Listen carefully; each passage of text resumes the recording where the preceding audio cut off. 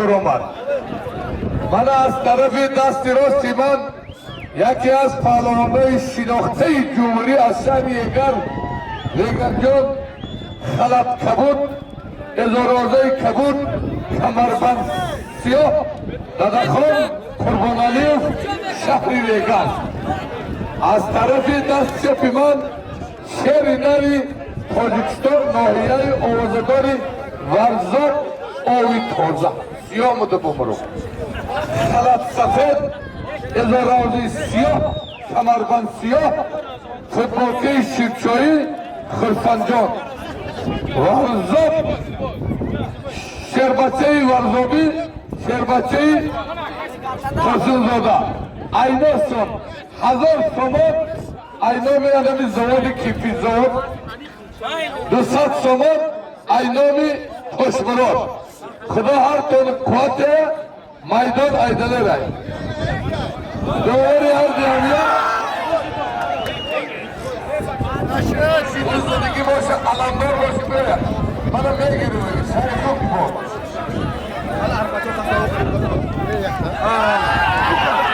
همه برادری رو احساس میشدیم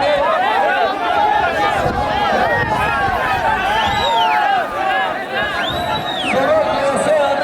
همین حلوان بیر نگرسم کسی رفت من نکم راسو تنسو هستم یعنی ما بگیم هر راست گوشو میمونی راست بگیم خب بایزی بگون حلوانه سوزیدی کنه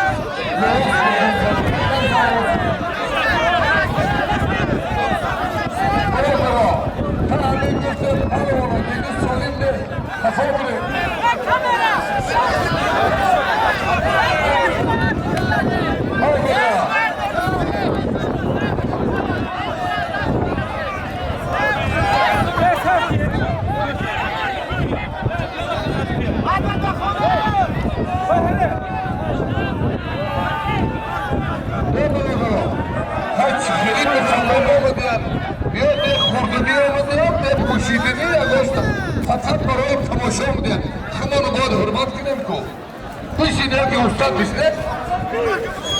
بشید امامالی بشید بشید نمیشه مالی بشید همه بشیدم بشید بمرم تا شما خیلی جون پسته شما بشید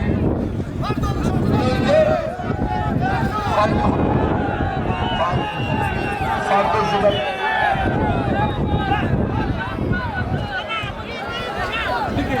های بچه‌ها